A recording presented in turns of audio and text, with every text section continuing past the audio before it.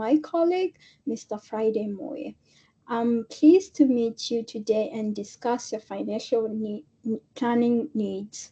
Reason for this meeting today is to aim and review your financial objective, assess your current financial situation, and establishing a framework for our ongoing financial planning discussion. By the end of this meeting, you will have a clear understanding of your goals and your recommendation and how to achieve them. So for today's framework of this meeting is talking regarding the review objective, which is your details of your retirement, education, funding, and travel goals for Austin. And the second framework is access current situation.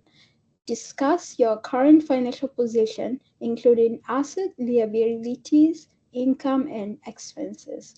And the third one is identify opportunities and challenges. Highlight the potential areas for improvement of any challenges that may affect your financial plans. And the fourth one is to develop an action plan. Outline the next step to ensure you stay on track and meet your objective. By the following this framework, we will ensure our discussion and structure and productive, leading to a clear and actionable financial plan for your future. Moving on to the objective. Your first objective was to retire. Is your retirement goal, which is you and Rachel to retire at the age of 60. With an estimation annual income needed of $84,230 after tax in today's dollars, willing to adjust retirement age. You are both retirement later and no longer than the age of 65. For the second objective is the university education for Austin.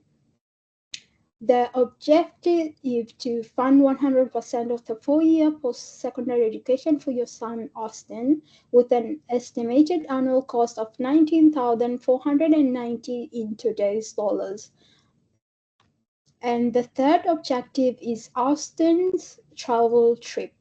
Objective, provide enough savings for Austin to travel when he turns 18, with an estimation cost of $21,460 in today's dollars. So moving on the current financial situation, looking at your network, you have a strong network with a total asset of $1,223,781 and no liability. Mr. Sanderson, you have a solid financial foundation and net worth over $1 million, reflecting significant wealth accumulation and economic stability. And moving on the cash flow, your current year's cash flow shows total inflow of $178,992 and total outflow of $144 resulting in a surplus of $33,848,000, which indicates that you, Mr. Sandler, are earning more than you spend, which is a healthy financial habit. Moving on the last section, the healthy income and spending habit. A surplus of $33,840 suggests that you are effectively managing your income and expenses. This surplus can be allocated towards saving, investment, and other financial goals, further enhancing your financial stability.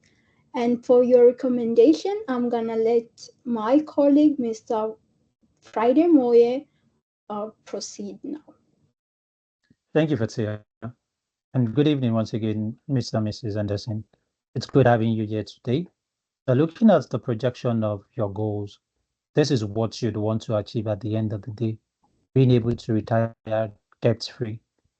Now, the question for us is, how do we achieve these set goals?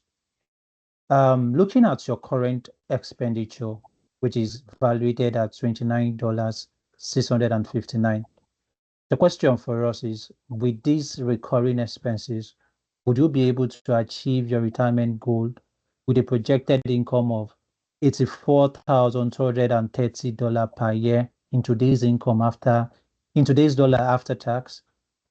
That's a big question for us. Would go with an answer no. Now, if we intend to achieve this, it implies we need to make some adjustments on your current expenditure. And that would implies we making some deduction for what you currently spend. And one for us would be your current entertainment and extracurricular expenses. We're going to trip that down to $500 monthly from its current $1,038. And that gives us a savings of $538 monthly. Also, looking at your travel expense, valued at $8,722 yearly. The options for us will be looking at other pocket-friendly substitutes to your current travel plans, which we can clearly recommend for you through a travel agency, and it's actually tied up at $5,200.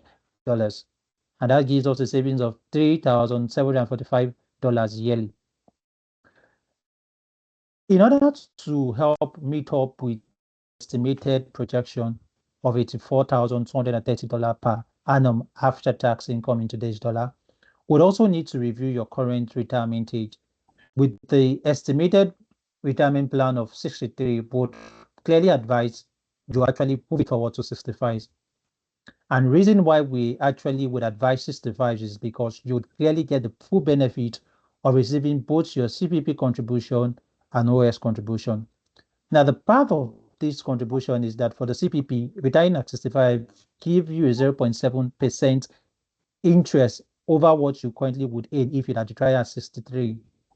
And if you multiply that 0.7 in 12 months, you clearly have 8.4% interest into what you currently earn. So that would be adding up to your savings and helping you achieve your retirement goal. Same for the OS, you earn 0.6% in addition to what you get paid for as your OS contribution. So for us, the resolution will be making these adjustments and making these changes. Next on the list for us is how you can help achieve Austin's travel plan, preschool travel plan. Now, looking at the cost for the travel plan, which is estimated at $21,462 in today's dollar, the question would be, how do we achieve this at the 18th year birthday for Austin? Now, the current CFSA contribution, which you currently have, is underutilized. That implies that the CSA contribution has an unused room of $87,000. We have surplus cash generated from the reduction in your travel expense, as well as extra curricular and entertainment expenses. So what we are going to do is we're going to plunge these additional savings we've deducted from your expenditure and channel this into your TFSA to help achieve Austin's pre-education or gap year travel plan. Now, making that contribution of $3,704 by year 2030, coupled with the attendance interest of 1%, would have actually attained a goal of $78,000 or $21,462 for Austin travel trip. So the question for us this year, Mr. and Mrs. Anderson, is, would you want to take these actions to help achieve Austin's travel plan, or you would not?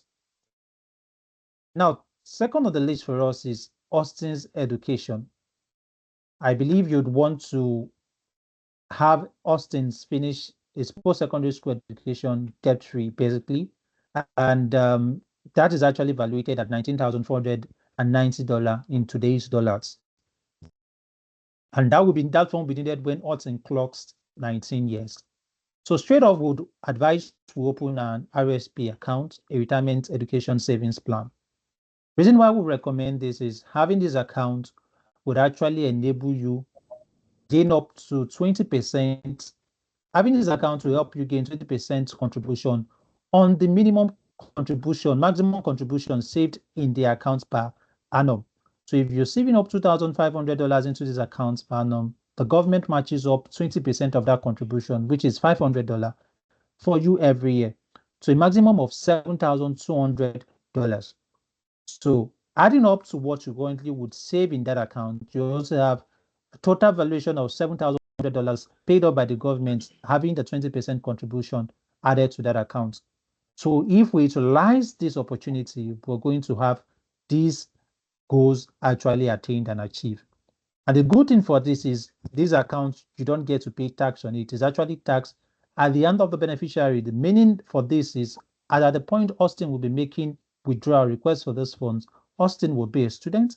And in that instance, Austin is actually targeted as a low income earning individual placed in the lower brackets income tax, meaning he will be paying lower tax on that fund. So if at the end of the day, your goal is to have Austin wear the graduation gown, then definitely we'll need to take these steps.